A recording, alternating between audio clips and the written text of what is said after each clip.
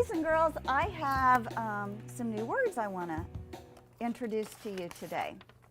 This is the first word. This is the word embarrass. So if you want to turn and face the dot camera, you can see the word embarrass. Embarrass means to make someone feel confused and foolish in front of people. My little sister was embarrassed when she spilled her drink all over herself at the restaurant. Think of it.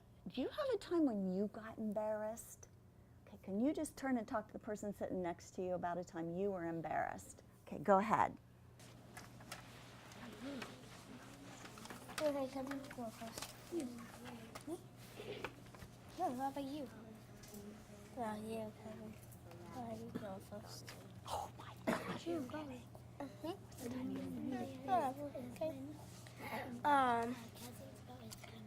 I'm not really sure. I'm not really sure. Okay, turn back to me. It sounds like you all have had a time when you were embarrassed, when someone made you feel confused or foolish in front of other people. So things that happen like spilling a drink at a restaurant, or maybe when a rabbit maybe went to the bathroom on you. That was embarrassing. That's what one of the people, who's this? Kristen said about that. So embarrass. So embarrass, the gesture that we could use if we want to remember what this word means is we could go like this. Embarrassed. You try it. Embarrassed. Very good. I have another word I want to show you today. This word is agree. Agree means to share the same opinion with somebody else. We have to agree on the rules at the beginning of the school year so that we will know what to do. Agree. Now, I want you to think about this. Do you agree with this statement? There should be no homework in first grade. Talk to your partner about if you agree with that or not. Okay, turn and talk. I don't agree. You agree with that? No, I don't. You disagree? Yeah, You like I disagree. Homework? You like homework? No. I agree. You agree no homework in first grade? I do. Okay, turn back to me. Well, we have some people who agree there should be no homework in first grade, but there's some people who disagree. That means they think that homework is a good thing and they should do it. We have a gesture for agree. It looks like this. Can you do that with me? And say, agree. Agree. Very nice. And one more word I want to show you today. This word is ignore. Ignore means to keep yourself from paying attention to someone or something. It's not nice to ignore people when they're talking to you, is it? Right? How would you feel if someone was ignoring you? Turn and talk to your partner really quick. Try to use the word ignore when you're saying, I Ignore. Sometime that you've ignored, or how you feel if you were ignored. If I was ignored, then I would. I don't like to be ignored when. I don't really care when I get ignored because then I just walk away. When I get ignored, I just Good. How do you feel when someone ignores you? walk away like you. How do you feel? Mad. I feel mad when I'm ignored. Can you say that? I feel mad when I'm ignored. How about you, CJ? I feel sad when I'm ignored. Can you say that with me? I feel sad when I'm ignored. Beautiful. Okay, turn back to me. A gesture that we can use to help us remember the word ignore is this. Can you do that with me? And let's say the word ignore. Ignore. Okay, awesome. So today we learned 3 words, and I want to challenge you to try to use those words today. Embarrass. Embarrass. Remember, embarrass was Ignore. And the last one was? Agree. Very good. Nice work. We were doing a reader's workshop. We started with a mini lesson, which was a 10-minute teach of the children. Our teaching point today was readers use details from the illustration to describe the character, which is one of our standards that comes in Module A in the first grade modules. The children were using strategy of thinking about who and what, and studying the characters' faces to look for details to be able to describe the character. Orally, we are starting with the oral language piece, and that was the mini lesson that we did today. Then the children were involved together with active engagement, with practicing doing the same work that I did with a character from the same book. We were using Timothy Goes to School, which is one of our books from Module A. Then the children went off to practice independently reading in their book baggies. The children read for 20 minutes while Miss Bacon and I pulled small groups to either reinforce the teaching point or to teach them something else, depending on the level that they were reading. And then we followed up with a share where the children actually got to describe a character from their own independent reading books to give us an idea of if the teaching point did stick or if we need to continue to reinforce it. I know you guys have been working all through kindergarten and all summer long on building your reading muscles. Show them to me. Let me see your reading muscles. Oh, CJ, nice. Reading muscles, everybody. You have reading muscles, Jaden? I think you do. Look, I see them right there. Oh, yeah. Oh, yeah. Very good. You guys, I can tell you've been growing stronger and stronger as readers over the last few months and over the last year. It's important to practice your reading every day, because if you want to get better at it, just like getting better at soccer or baseball or playing the piano, you got to practice, right? And when you practice, you grow stronger. The older you get, the stronger your reading muscles will be. And you know why that's important? Because reading will teach you about anything that you ever want to know. You can find in a book. You can find in a book pictures of places, tell you about places that maybe you can't visit, but you can read about them in a book. So, really important to keep working on those reading muscles. Now, I could already tell this morning that you guys are the kind of readers that use the pictures when you read. Nod your head if you're that kind of reader. Anybody use the pictures? Look at the pictures. Kevin, you look at the picture. Jaden, I can tell you. CJ, you look at the pictures when you read? Yeah, excellent. That's one of the things that you've learned because you are practicing your reading. Well, I'm that kind of reader too. 2 weeks ago, on the 4th of July, I was going to have a picnic at my house. And so I was looking in the newspaper to see what kinds of things I was going to buy for my picnic. So if you look at the screen, you will see. This is what I saw in the newspaper. So I asked my daughter, I said, hey, Andy, do you think we should get a big chocolate chip cookie for our picnic? And she goes, well, yeah, but what does it look like? Well, do you see right here? It says Publix Bakery Decorated Chocolate Chip Cookie.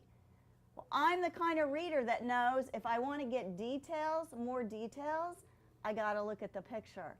So you know what I did? I looked right up here, and I was able to say, oh, well, this is what it looks like, Andy. It's round, and it's golden brown, and there's white and blue and red circles of icing all around the cookie, and in the middle is a big blue star. I had, with white around it, exactly. I had to use the picture to get details. So that's what I want to talk to you about today, because I was thinking first graders, now you don't look at pictures of cookies, but you look at pictures, and in the pictures are characters. So we could do that same work. We could look at the pictures to get details about our character. So that's the work that we're going to do today. So this is what I want to teach you today. I want to teach you that readers use the details in the illustration to describe the characters in a book. And you remember that details are the things like the colors and the shapes and the sizes. So that's the work that we're going to do today. Okay, so I want you to watch me, and I'm going to do this work first. This is Timothy. Remember Timothy in this book, Timothy Goes to School? Well, I'm going to study an illustration of Timothy, and I want you to watch what I do.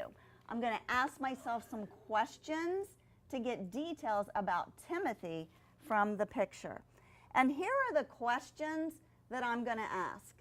I'm going to ask myself, who is on this page? And then I'm going to say, how does this character look? Then I'm going to study the character's face and try to get details. Then I'm going to look to see how is this character moving, and then I'm going to use all those words together to describe my character. Okay, so watch what I do. So I'm going to go to this page right here. Okay, there we go. And I'm going to look at the illustration, and I'm going to describe Timothy. Okay, so first question, who? Timothy. How does this character look? Well, Timothy is brown. He's wearing a blue and white checked sunsuit. He's a raccoon with a black band around his eyes, and he's got little bitty gray feet. What do I notice about the character's face? Let me look at the face. Oh, he's smiling. He's happy. How is he moving? Well, he's holding his mother's hand. Nice. Okay. So what words could I use to describe Timothy? Timothy is a raccoon who looks like a person because he's dressed in people clothes, a blue and white sunsuit. He's got a big smile on his face. He's holding a book, and it looks like he's excited to go somewhere. Do you see how I did that? Okay, it's your turn. You're going to get to do some describing, and you're going to ask yourself some questions. You're going to look at the picture, and you're going to say, who is on the picture? Can you do this with me? Who? So you're first going to say, who? Who am I looking at? And then you're going to look closely. How does the character look? Like, what color is the character? Is the character an animal or a person? Then you're going to look closely at the character's face. Do this with me. Face. Then you're going to look to see, is the character moving? Do this with me to help you remember. Moving. And then finally, you're going to describe the character to your partner. Okay, you ready? Okay, so we're going to go to this page, and this is the page where it's Timothy and Violet. So I want you to study the illustration and see what words would you use to describe Violet. All right, so the first question we're going to ask is, who? Got that in your head? How does this character look? CJ, can you see? Yeah. How does this character look? Okay, let's look at her face. What is she doing? What words would you use to describe Violet. Violet? Okay, turn and talk to your partner and describe Violet.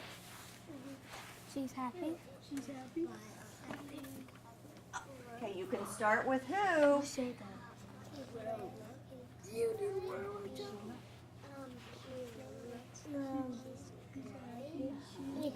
Excited. What? She's excited. What about her face? Well, who is Violet? Like, what is Violet? Is she like an animal? What, She's an animal. She's a like, what kind of animal? rabbit or I'd say a mouse. That's a bunny. Jumping rope, right? Okay, you describe Violet. Okay, Jackie. Okay. Now I have to add a little, okay, Kev? So, you can go again. she has pink curls and yellow How does her face look? stripes. Oh, see that? So let me explain it. She has a chest out with orange and Violet is red a bunny. tails. Okay, very good. Okay. Back to me, guys. All right, so I heard this is what you guys were saying. You were talking about Violet, and so you answered the first question. Who is the character? Violet, right? How does the character look? I heard all of you saying Violet is a bunny. She's wearing a purple and yellow striped dress. Nod your head if you said that. You and your partner said that. I heard a lot of people saying that. Awesome. When you looked at Violet's face, you said she's smiling, she has whiskers, she has a little black nose, and she is turning Oh, hands. her hand. Right, she's turning the jump rope. So to describe Violet, it probably sounded something like Violet is a bunny who is wearing a Purple dress with orange and white stripes. exactly. Violet's face looks like She's happy. she's happy and she is Moving her hands. moving her hands and doing Jump rope. jump rope. Very good. Do you see how you used your picture? That picture helps you describe Violet. And that's the work I want you to try today in your own booklets. I'm going to give you a little sticky note that when you go back to your seat, you're going to pick one character in your book and you're going to prepare. You're going to get ready to describe it to your partner. And these are the questions that will help you. All right, thumbs up if you're ready to do that work. All right. The reason, or this is how you'll know that you're able to describe a character using the illustration, is because you're going to take this character in your book and you're going to describe it to your partner when we're all done. All right, thumbs up if you're ready. Awesome. Okay, so I'm going to give you a sticky note, and that's going to be your signal to go get your book basket and find a spot in the room to read. Okay, and we're going to start right here. Okay, off you go. Off you go. So in the first conference, I met with Madison. She's kind of a higher reader, but sometimes struggles with applying the mini lesson, and I noticed that when she was reading. So I chose a book that's a book we've read together, so it's a character she knows, Iris, and gave her time to kind of practice to show me if she was able to apply it, and I saw that she was still continuing to struggle. So I chose that book since it was a character she knows, but something that I could model and then she could practice after we had met. The other group that I met with two other students, it was a book that we haven't read before, but we've been working on reading books within that genre. So I knew it was within their right level, maybe even independent level, so they could go back and read it on their own, but just to give them some of that practice with the language piece of it. They're both English language learners, and I noticed they were kind of struggling when they were turning and talking to their partner. So I wanted to give them some more practice, orally rehearsing that piece of, describing the character. First, before we describe our characters, we're going to think, who are our characters? Okay, what do our characters look like? Then we're going to look at their face. And then we're going to think, what are they doing? Like, what is their body doing? And then we're going to work on describing the characters before we even start reading. So go ahead and take a minute. I want you to look at your character.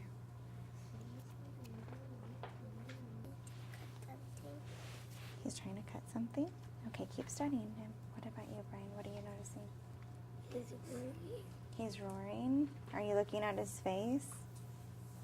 So he's roaring. Okay. What does he look like? Yellow. He's yellow, orange and yellow. Okay, what else? What about here? Teeth. What kind of teeth? Sharp teeth. What about his size, right? We could talk about their size. Can I show you? So this is a mouse, right? He's a small mouse with like gray fur. He has sharp teeth and little hands. And he looks like he's maybe biting or gnawing on this rope or whatever it is. Who has sharp teeth and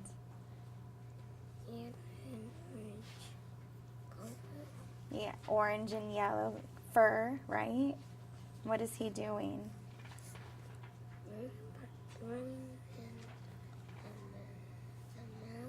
He's roaring out of his mouth.